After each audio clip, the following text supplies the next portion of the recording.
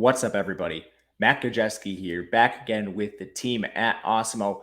And today we are talking some college football DFS, the Thursday slate, a 2-game slate. Before we get started, make sure to hit that thumbs up button, subscribe to the channel, and hit the notification bell so you know when this and all other content goes live. Bringing you behind the glass, we are going to take a look at some player data. For those curious, we have everything you need for college football DFS. We have projections, we have ownership projections, we have slate write-ups, and this data you are seeing behind you, everything you could possibly need to dominate DFS. But without further ado, let's get into the Thursday night 2-game slate ahead of October the 28th. And we are going to kick this off with Troy against Coastal Carolina. Perhaps the most difficult team Coastal Carolina has faced this year, even though they dropped their first game of the season to App State last week. But right now, the spread is closing in on nearly 17. It opened around 19. You currently see 18.5. This is falling drastically. Troy is taking some money. 52.5 overall is the total. The under is also taking some money here. Both of these teams play very slow, below average. Coastal Carolina, they are particularly slow, just 63 plays per game. And then conversely, you have Troy, very pass-heavy team, 56.5% pass. Coastal Carolina's 38.5% as they ride their power option scheme. But starting with the Troy side of the ball, just a 17-point implied team total here is very low. But their quarterback is going to be Gunnar Watson. He started the last 2 games for this team. Taylor Powell, he was the starter initially in the year, but he has subsequently been benched. Gunnar Watson has played well in his last 2 starts. He's yet to eclipse 300 yards passing, but 3 touchdowns, no interceptions for him, so he's played well enough to retain the job here against Coastal Carolina. Does run the risk of getting benched or potentially platooned with Taylor Powell at any point in time, but for GPPs, he could make some sense based on the fact we only have a 2-game slate and he's very cheap. The one issue is neither of these guys is mobile, negative yardage for both. In the run game, Kamani Vidal has returned from injury, and last week he handled 26 carries to BJ Smith's 11. This is going to be like a 60-30 time split with Kamani Vidal ahead of BJ Smith, and neither has been particularly efficient. But one thing we can hang our hat on is these running backs will be involved in the pass game. Vidal has 8 targets in the last 2 games combined, and that's kind of taken away a lot of the upside from BJ Smith.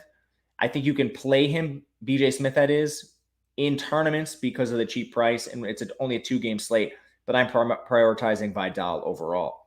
In the receiving game, Reggie Todd is suspended, and that means Tej Johnson is the wide receiver 1. Very clearly is 19 targets combined in the last 2 games, averaging 7.7 on the season. Tej Johnson is the primary beneficiary of this suspension here. And again, that is Reggie Todd, who you are not going to see this week. So who else does that benefit? We could look to Luke Whitmore, who is playing an increased role, and you could look to Jabre Barber. Both of them should be more involved.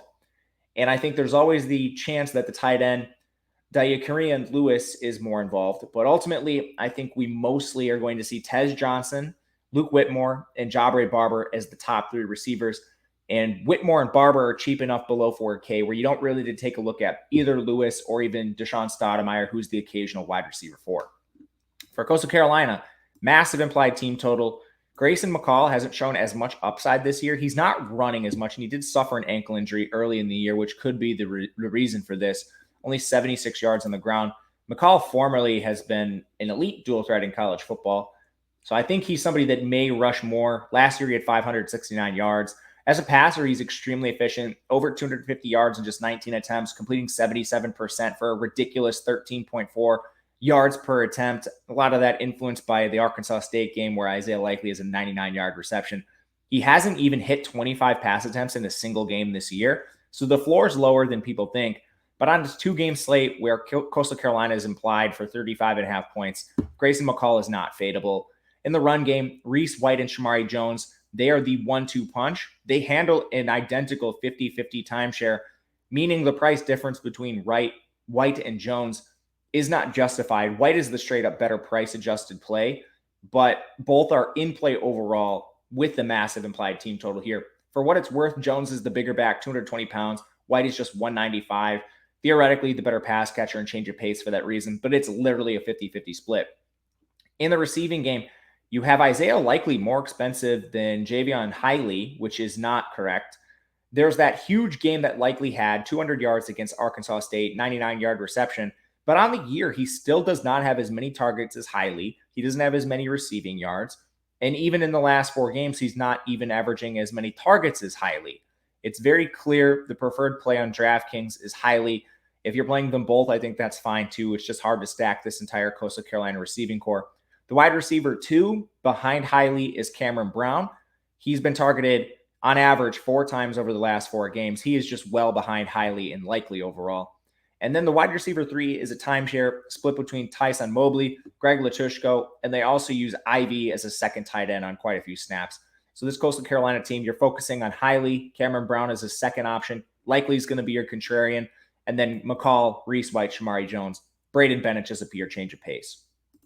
Second game, we have South Florida taking on East Carolina. This game has a 56-point total, so slightly higher. In East Carolina, they are a 9.5-point favorite, moving to 10 in some spots. But an overall solid, rich game environment here. We'll start on the South Florida side. They are about average in terms of pace, but they are fairly run heavy. They only pass the ball 38.5% of the time. Timmy McClain, their freshman quarterback, is a very strong dual threat. He's entering the game banged up with an injury, so we need to watch his status. He's very mobile, 217 yards on the ground, somewhat viable as a passer. They've just rotated their quarterback so many times that there isn't really the opportunity for one to benefit from just pure passing volume yet. But McClain has been somebody that's played well, and if he's the one seeing all the snaps, which as long as he's healthy, he should, that could be a GPP option worth targeting, mainly because of the mobility. If he doesn't play, you'll see Cade Fortin come back in, who is a big downgrade, not as efficient as a passer, not as mobile, and might even split time with Travis Marsh.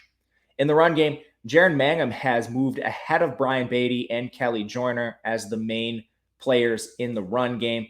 Mangum is averaging nearly 60 yards on the ground, but he just did see a 25-carry game.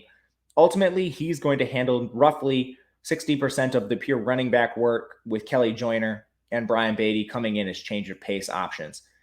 Mangum is the best play in this particular game, and East Carolina does allow over 150 rush yards per game, giving some intrigue here. In the receiving game, Xavier Weaver is questionable. He missed their last game, so he's the big piece to monitor here. Haven't received an update on his status. He's the target leader and the receiving yardage leader, and it's not close. Behind him, Jimmy Horn is going to be the wide receiver 2, and then you could see some potential wide receivers make an impact behind him. Overall, if we're just ranking these players in terms of upside, Xavier Weaver is number 1 if active. If he's out, Jimmy Horn is wide receiver 2. He had 8 targets. And then potentially Omari and Dollison, DeMarcus Gregory are the 2 we need to monitor rounding out this receiving room. Dollison only averaging 2.3 targets per game over their last 4 compared to 3 for Gregory. So giving Gregory the slight edge here, but it's very close. At tight end, Mitchell Brinkman, he's going to lead this team in overall snaps, but only 1.4 targets per game for him. And then the one wild card is the transfer, Yusuf Terry, who's been battling injury throughout the year. His route rate jumped to 40% last week. He's not viable yet outside of just big tournaments, but he could see a role increase. So he's a player to watch. Overall, you're not trying to get a ton of USF players because their team total is middling. I'm preferring Mangum, Weaver, and Jimmy Horn, and then using Dollison, Gregory, and Yusuf Terry as GPP plays. Latrell Williams is out of this game still. For East Carolina, massive implied team total north of 30. That makes Holton Allairs a fine play. His rushing output has decreased every single year he's been in school, and he only has 21 yards on the ground this year. He's basically a pure pocket passer, but he does benefit from a very fast and pass-heavy East Carolina team, averaging 252 yards per game. I would bet the over on that prop here today, with USF's defense being pitiful against the run and the pass. Speaking of the run, they are allowing 213 yards on the ground, which makes Keaton Mitchell and Rajai Harris very good plays. Overall, Rajai's the better play on DK. Keaton Mitchell's the better play on FanDuel. What it comes down to is you have 2 players seeing identical opportunity. They have 88 carries each on the year. Keaton Mitchell has dwarfed Rajai Harris in efficiency. He's averaging 95 yards on the ground per game to Harris's 47 on identical carries. But what it comes down to is they have not changed their philosophy. These backs are in a direct 50-50 timeshare, making Harris a volume-based play against a very bad defense. Mitchell still in play, of course, in GPPs too, and he's the better option on FanDuel. In the receiving game, Tyler Snead's the wide receiver 1, 7.6 targets per game, nearly 70 yards. That has jumped up to 8.3 targets per game in their last 4. Very strong stacking option with Allairs at an affordable price. From there, CJ Johnson has taken a little bit of a backseat to Audi Omatosho in recent weeks. CJ Johnson on the year averaging 5.9 targets, but that's dropped to just 5 in the last 4. Omatosho is averaging 4.6 on the year, but that has increased to 5 in the last 4. And Omatosho has seen an increase in overall routes run compared to Johnson. They are very close, but it appears Omatosho may have eclipsed CJ Johnson as the wide receiver too. From there, they run a pretty nasty timeshare. They'll use 2 different tight ends at various times in Shane Calhoun and Ryan Jones, and they will rotate Cy Hatfield onto the field as the 4th wide receiver at times too. But overall, there's cheap enough plays where these guys don't need to be considered. But that'll do it for us at Awesemo. Let me know your favorite play in the comment section. Leave me a thumbs up on the way out. I'm Matt Gajewski on Twitter at Matt_Gajewski. Good luck, everyone.